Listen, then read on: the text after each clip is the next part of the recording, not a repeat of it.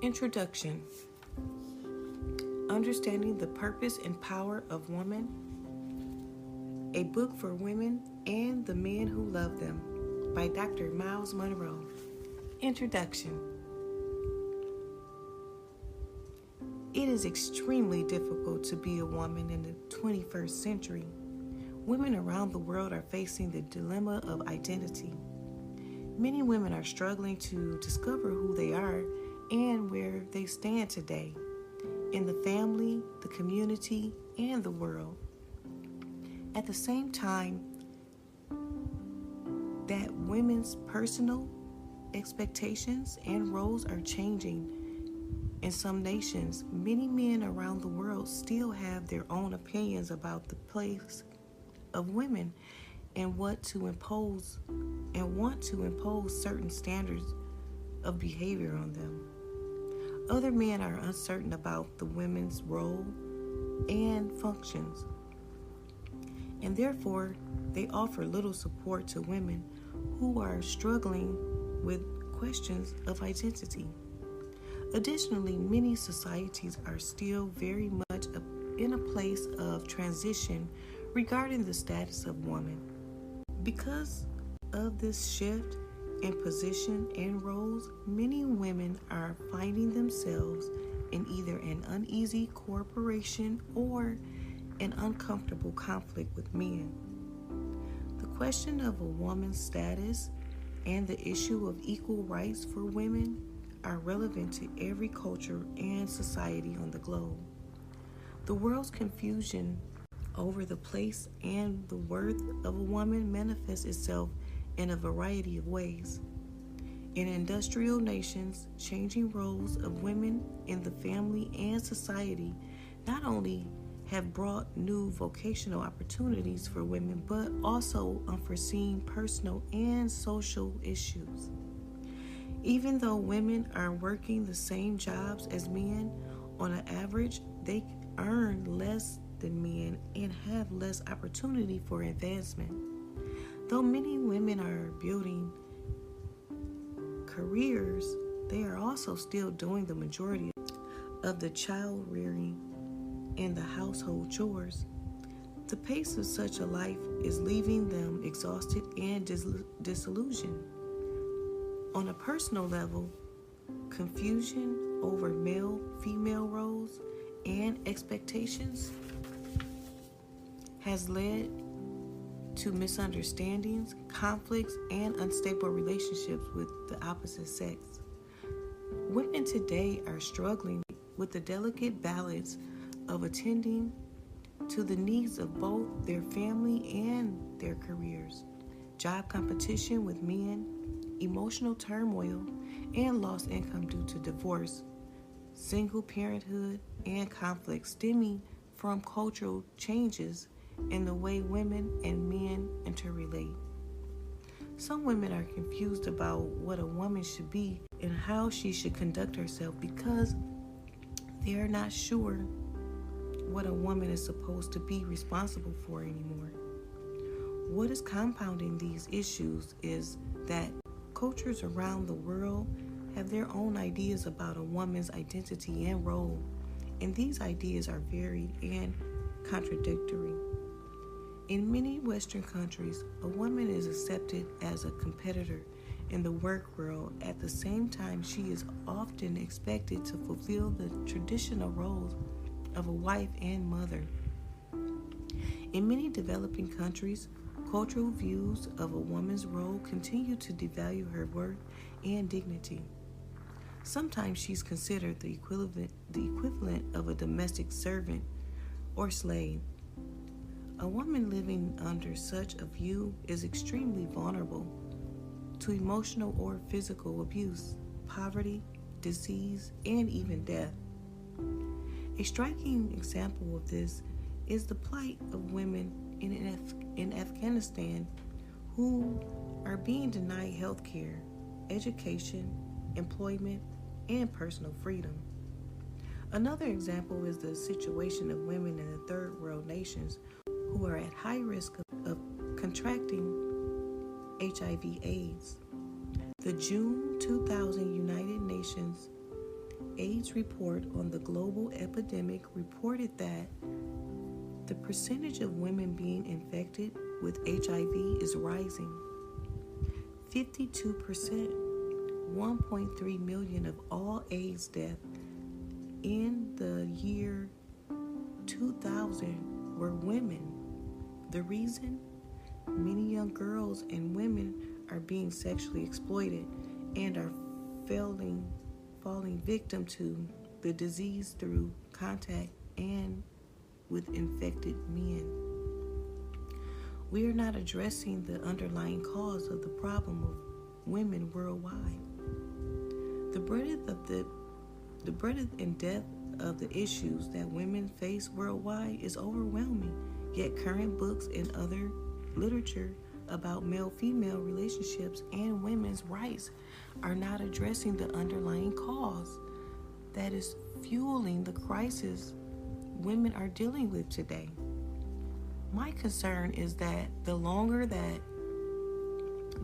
this cause is overlooked, the longer the plight of women will continue. I travel throughout the world and I see the numerous problems of women firsthand. Women are facing a myriad of issues and dilemmas, whether they live in Africa, Europe, the Caribbean, South America, Australia, Antarctica, Asia, or North America. There will always be certain factors such as natural disasters and war that exacerbate problems for women and men alike. However, the root cause of the special problems women face, the issue that is largely contributing to their distress in the world, is essentially being ignored. The woman in North America who is juggling a career and family, the woman in Afghanistan who is being denied basic human rights, and the young girl in Kenya who has just contracted the AIDS virus are each facing aspects of a common dilemma. Their problems are different manifestations of the underlying issue. Uncovering and addressing this underlying issue is a central theme of this book. What, then, is the root cause of the problem? Before I answer this question, I want to say that it is not as if efforts and progress have not been made in respecting and valuing women. For example, from its inception, the United Nations has been concerned with women's issues. The United Nations Charter affirmed its faith in fundamental human rights and the dignity and worth of the human person, and the equal rights of men and women. In the years since the founding of the United Nations, international laws and treaties regarding women's rights have been adopted. Yet, if you read the language of these succeeding proclamations, you will notice a recurring theme. After acknowledging that some progress has been made, the resolution admits that discrimination against women still exists, even among member nations who have pledged to uphold the resolution. Those who are committed to making life better for women have had to admit that progress is slow and that change is hard to measure and even harder to enforce. The UN Convention on the Elimination of All Forms of Discrimination Against Women, often called the International Bill of Rights for Women, suggests the cause of the problem. It targets culture and tradition as influential forces shaping gender roles and family relations. Over the centuries and millennia, societies all over the world have developed ideas about what it means to be a woman or a man, and most of what has been promoted through cultural and tradition has devalued women in some way. We may well ask the question, what has caused diverse cultures and traditions around the world to misunderstand and devalue women? Why is the attitude seemingly ingrained in people's hearts the world over? The basic problem can be summarized in this way. There are fundamental truths about the inherent makeup of women and men that have been lost to the cultural and traditions of the world, as well as the hearts and minds of individual men and women. They have been replaced with distorted views of women and of male-female relationships, and these distortions have been promoted through cultural and tradition. Because of these lost truths, women and men alike do not understand a woman's nature, potential, role, and unique contribution to the world. The result is that women are misunderstood, held back from fulfilling their potential, and abused. The hurt, loss, trauma, and physical peril this has placed on women is tragic. There has been a terrible waste of life and potential over hundreds and thousands of years. This waste has been catastrophic not only for women, but also for men and human society as a whole. If you don't know how something is meant to function, you will misuse or abuse it. Women and men alike must come to know the woman's true nature and purpose if we are to address the plight that has affected women throughout history and still affects them in the 21st century. Women, as well as men, must gain new perspectives of themselves, since women have largely developed their self-concept from culture and tradition shaped by men who did not understand females. One of the main points I want to emphasize in this book is that if you don't know how something is meant to function, you will misuse or abuse it. This is easy enough for us to understand if we're talking about bouncing checks, because we fail to balance our checkbooks properly or allowing our cars to slowly deteriorate by neglecting to change the oil regularly. Yet a similar principle applies to our failure to understand the inherent nature of women and men and how we were created to function together as human beings. The woman has been misunderstood, misinterpreted, and manipulated for thousands of years. As a result, she has been made and is being abused in societies throughout the world. This is why so many past efforts on behalf of women have fallen short of success. This is why a country like Afghanistan can appear to be making progress in valuing women and then reverse itself. Merely insisting that women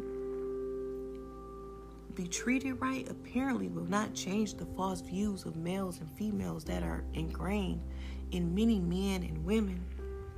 People lack a basic understanding of the women's nature, and wherever this lack of understanding exists, there will always be the misuse and abuse of the woman.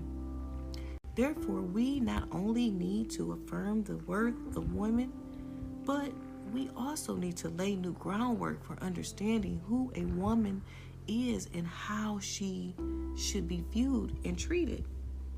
Repeated resolutions from the United Nations or the efforts of concerned groups, notwithstanding their good intent, cannot ultimately change the hearts of men. We must look beyond the culture of the world and discover extreme truths about the nature of women and men. We must transcend tradition and recapture principles that can free women to be fulfilled and valued regardless of their nationality or geographic location. We need to understand the inherent nature of a woman and the implications of that nature that will enable us to address her particular issues. Whether she is trying to balance a career and family, struggling to regain basic human rights, or at risk of contracting HIV/AIDS. If we look at the issue of women's rights from this perspective, it will give us the proper focus for solving the problem women face. Much of the discussion of women's rights centers on what a woman is capable of doing and what she should be allowed to do. I would like to suggest, however, that these questions, while important, are actually secondary questions. The fundamental question from which all other questions can be addressed is not that so much what a woman does as who she is and the implications of who she is. When we come to know who a woman is, then the roles that she takes on in life, whether she is a homemaker, a businesswoman, or a prime minister, will be seen in an entirely new light, and the conflicts between women and men over the status of women can begin to be resolved. A final note of caution. The temptation for women who are being devalued by men in a specific instance or through societal discrimination is to want to dismiss men altogether or treat them in an adversarial way. Yet to do this would be to disregard the inherent makeup of women and men and how they are meant to function together. The end result of such an approach would be damaging to a woman's potential and advancement, and real progress would not be accomplished. Nolene Hazar, Executive Director of United Nations Development Fund for Women, said in a recent International Women's Day message, "What we want for the 21st century is a rekindling of hope. The capacity for women around the world to bring their dreams of equality, of access, opportunity and rights, freedom from discrimination, related intolerance, and peace to reality. A better world for all." This book is indeed about a rekindling of hope for women in the 21st century. The truths contained within can create a better world for women and men. The world it was created to be. Myles Munroe.